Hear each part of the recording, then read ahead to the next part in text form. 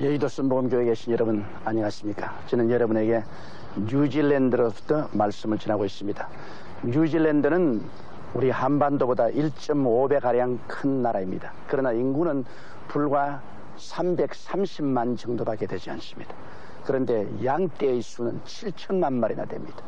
1960년도에는 뉴질랜드가 세계에서 가장 잘 사는 나라였습니다만 그동안 농산품의 가격이 떨어짐으로 말미암아 농업국가인 뉴질랜드는 방대한 사회복지제도로 말미암아 점점 경제적으로 어려워지기 시작했습니다. 그래서 지금은 국민 평균 소득이 약 13,000불, 그리고 국민 개인이 지고 있는 빚이 개인당 약 5,000불 정도가 됩니다.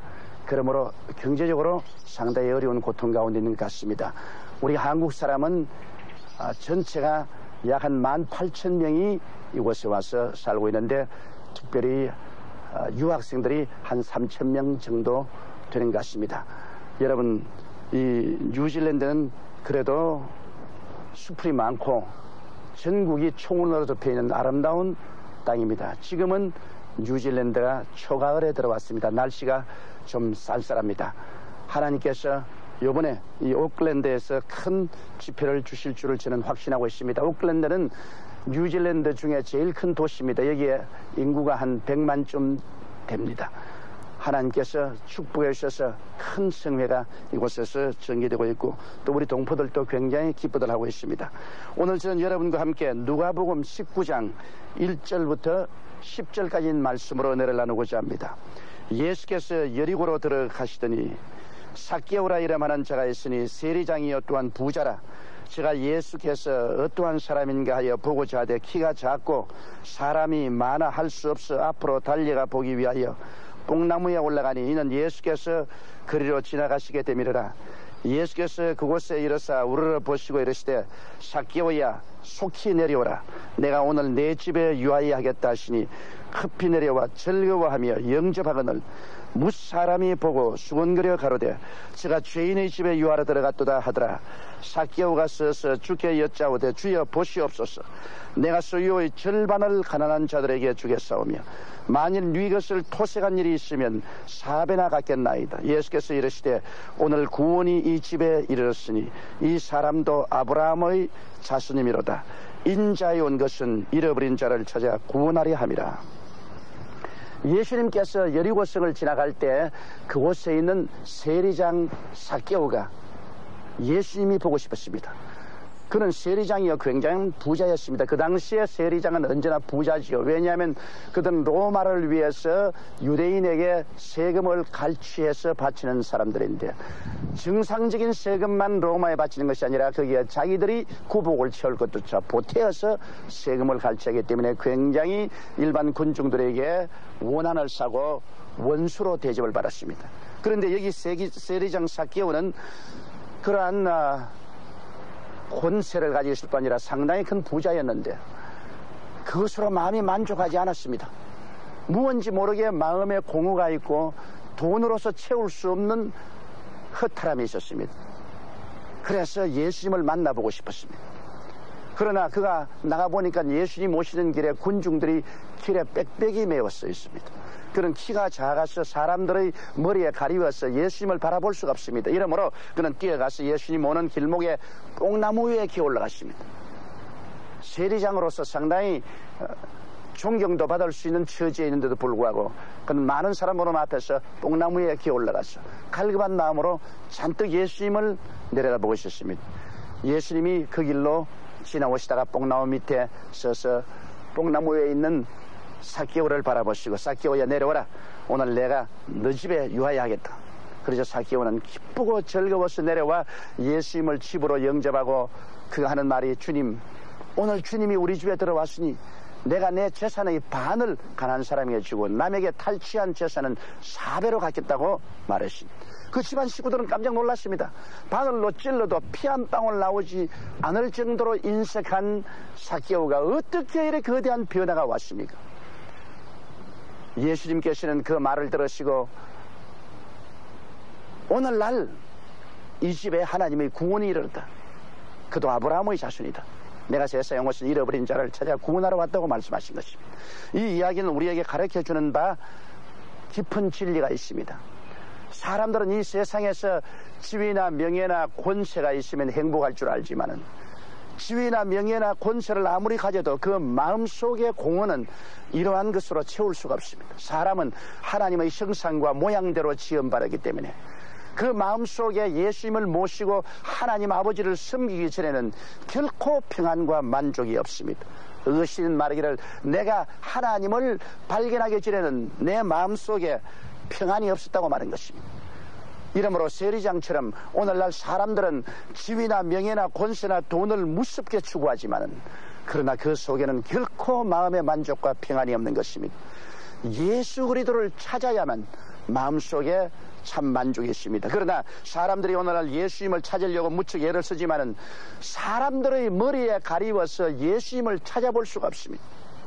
왜냐하면 오늘날 예수 그리스도를 만나보려 하면 사람들이 예수님을 막고 있습니다. 오늘 사람들은 철학가를 통해서 예수님을 찾아보려고 하지만은 철학가의 머리에 가려서 예수님을 볼 수가 없어요. 철학자들은 예수 그리스도를 미련하고 어리석은 사람으로 그렇게 생각하고 있습니다. 그렇기 때문에 철학자의 머리가 가리워서 예수님을 볼 수가 없어요. 또 어떠한 사람들은 종교가의 머리를 통해서 예수님을 바라보는데 그 머리가 가리워서 또 예수님 보이지 않습니다. 왜? 종교가들은 생각하기를 예수님은 종교적인 신념을 위해서 순교를 당한 하나의 순교자로밖에 생각하지 않고 있기 때문인 것입니다. 또 사회주의자들의 머리를 통해서 예수님을 바라보려고 하면 사회주의자들은 예수 그리스도는 위대한 사회 개혁자였다. 가난하고 헐벗고 굶주린 사람의 대변자였다. 그런 정도로 생각하기 때문에 그를 통해서 하나님의 아들 예수님을 바라볼 수도 없는 것입니다. 또 정치가들을 통해서 예수 그리스도를 알아보려고 하면 그들은 말하기를 예수 그리스도는 위대한 정치가였다. 군중선동가였다. 많은 사람들을 이끌어간 하나의 정치적인 지도자였다. 그런 정도밖에 생각하지 않습니다. 또 운동권들을 통해서 예수님을 알아보려면 예수님은 바로 운동권의 지도자였다. 예수님은 사회 개혁을 위해서 그 일생을 바친 사람이다. 뭐 이런 정도의 말을 하는 것입니다. 그래서 오늘날 예수 그리스도를 알고 싶어하는 사람들이 예수께 찾아오지만은 너무나 많은 사람들의 머리가 사람들을 가리워서 예수님을 정확하게 알 수가 없습니다. 그렇기 때문에 예수 그리스도를 알려고 하는 사람은 무슨 철학자나 종교자나 사회운동가나 정치가나 혁명가나 이런 사람을 통해서 예수님을 알려고 하면은 큰 실수를 하게 되는 것입니다. 삭개오가 예수 그리스도를 바라보려고 해도 사람들이 너무 앞에 많이 서고 그런 키가 작고 사람들의 머리에 예수님이 가리워서 볼 수가 없었다고 말한 것입니다. 이것은 이미 심장한 일인 것입니다. 오늘날 또 여러분이 사람들을 통해서 예수 그리스도를 알려고 생각하지 마십시오. 사람들은 자기가 생각하는 이상이나 주의를 통해서 예수를 바라보기 때문에 그리스도를 정확하게 우리에게 보여주지 못합니다. 삭개오는 예수를 바라보기 위해서 뛰어가서 뽕나무 위에 올라갔습니다. 그래서 뽕나무에서 예수님을 바라보았습니다. 이처럼 오늘날 또 우리가 정확하게 예수 그리스도를 바라보려면 나무 위에 올라가야 되는 것입니다. 나무에 올라가지 않고는 예수 그리스도를 결코 바라볼 수 없습니다. 어떤 나무에 올라갈까요? 갈보리 십자가 나무 밑에 가서 그 위에 매달린 예수 그리스도를 바라보고 그 나무 위에 올라가서 예수님을 정확히 바라봐야 되는 것입니다. 나무 위에 올라가서 볼 때 거기에 매달려서 몸을 찢고 피를 흘린 예수 그리스도를 바라봐야 정확하게 바라볼 수 있습니다. 그러면 나무 위에 올라가서 바라본 예수 그리스도는 어떠한 분일까요? 첫째로 나무 위에서 바라보는 예수님은 우리 위해서 몸짓고 피를 흘려서 우리의 죄악을 다 짊어지신 예수인 것입니다. 예수님은 그 나무 위에서 우리의 속죄 제물이 되시고 속건 제물이 되시고 번제물이 되셔서 하나님 앞에 지은 죄, 사람 사이에 지은 죄, 자기 마음으로 지은 모든 죄를 영원히 청산하신 우리의 구세주가 되심을 알 수 있는 것입니다. 이것은 철학자들에게는 어리석게 보이며 유대인들에게는 걸리는 것이겠지만 우리 믿는 우리에게는 하나님의 권세요 하나님의 능력입니다.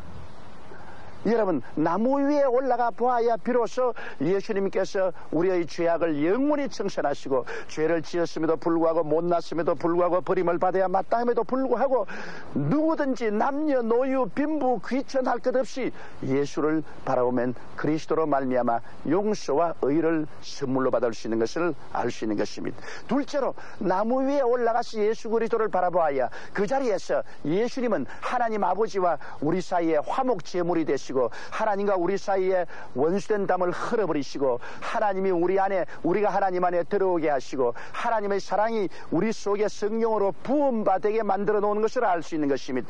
나무 위에 올라가서 예수님을 바라보아야 비로소 예수를 통하여 하나님은 우리 친아버지가 되시고 우리는 하나님의 친자녀가 되시고 하나님은 당신의 성령을 우리에게 부어주셔서 우리를 성화시키시고 하나님과 교제하게 만들어 주신다는 것을 알 수 있습니다. 오늘 나무 위에 올라가서 그리스도를 바라보면 비로소 우리들은 하나님의 용납을 받으며 하나님의 사랑을 받고 있으며 하나님과 우리와 대화가 이루어짐을 알 수 있는 것입니다.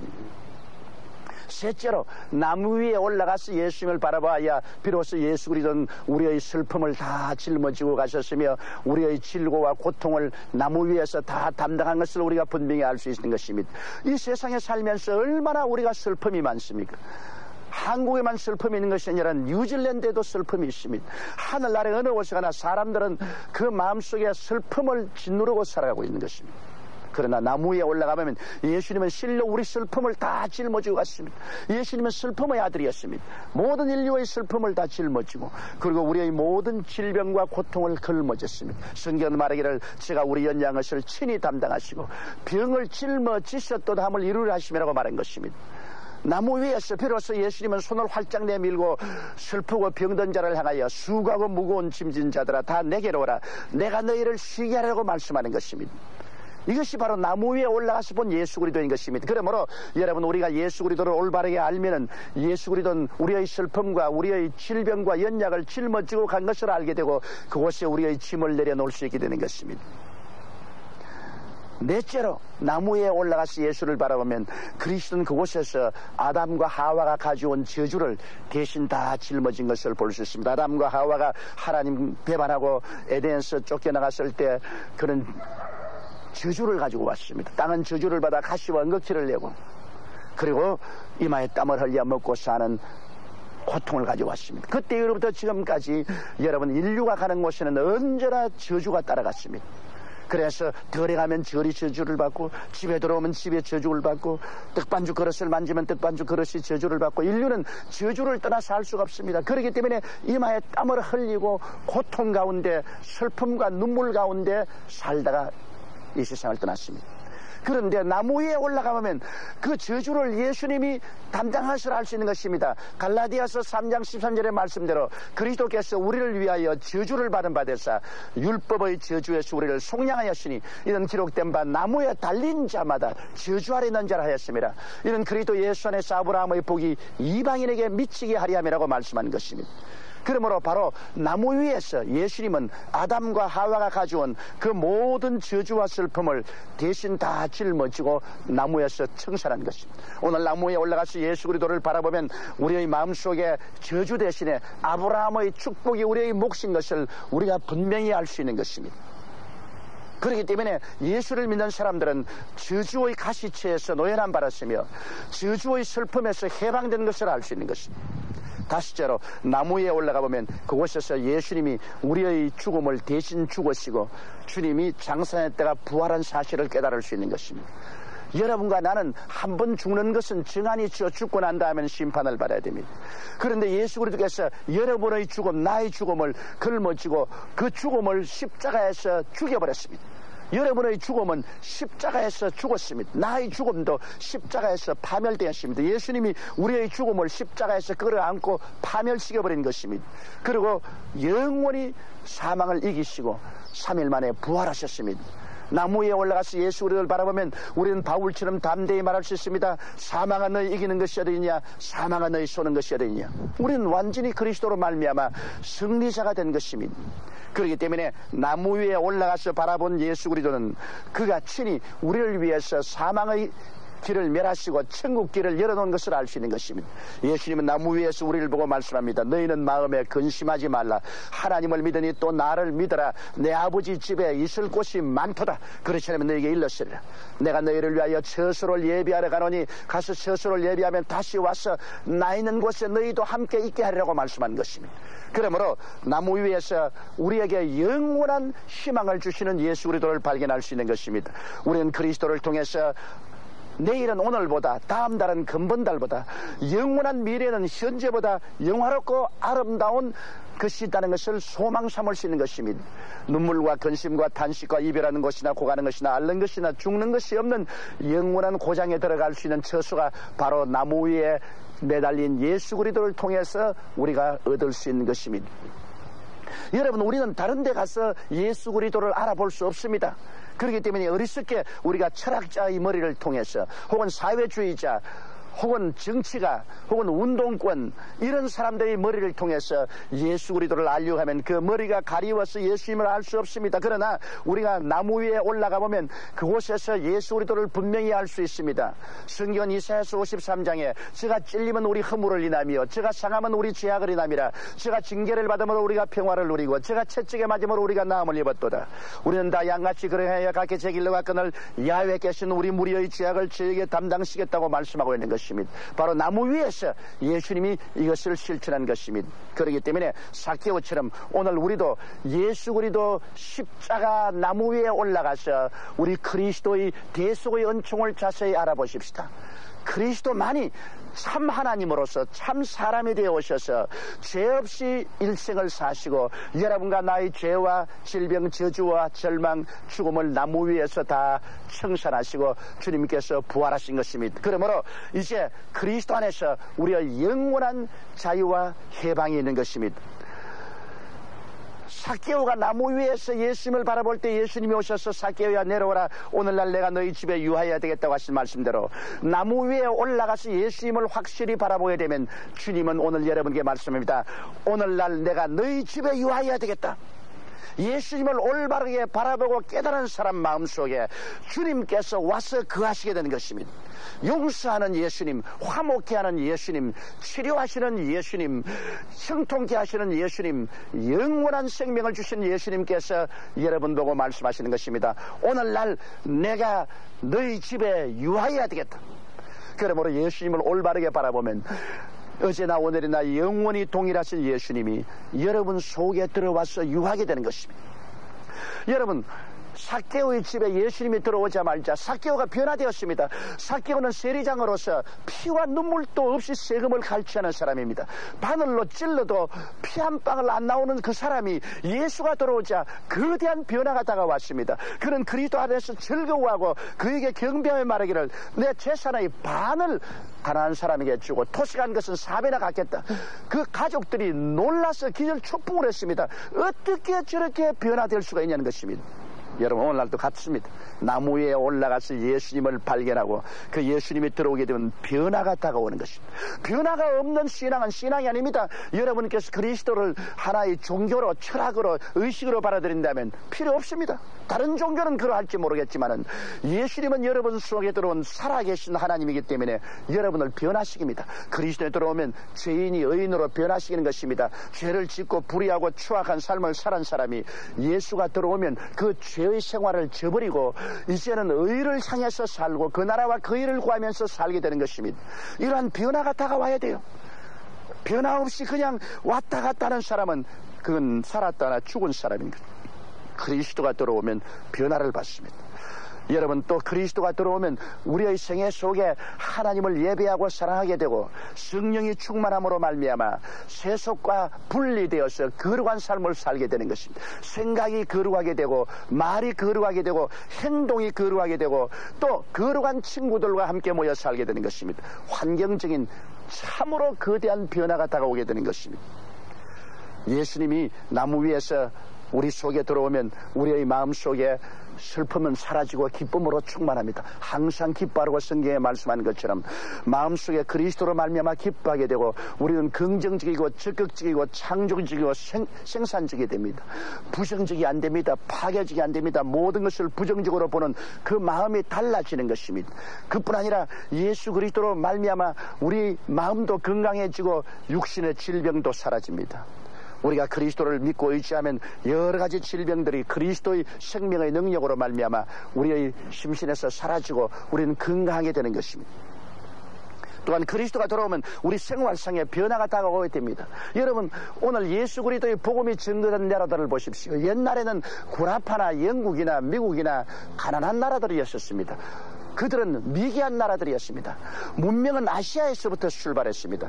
중국에서부터, 인도에서, 메소포타미아에서, 에집트에서 문명이 발상되었고, 거기 사람들이 문명의 생활을 할 때 구라파나 영국이나 미국은 가난하고 미개한 삶을 살았습니다.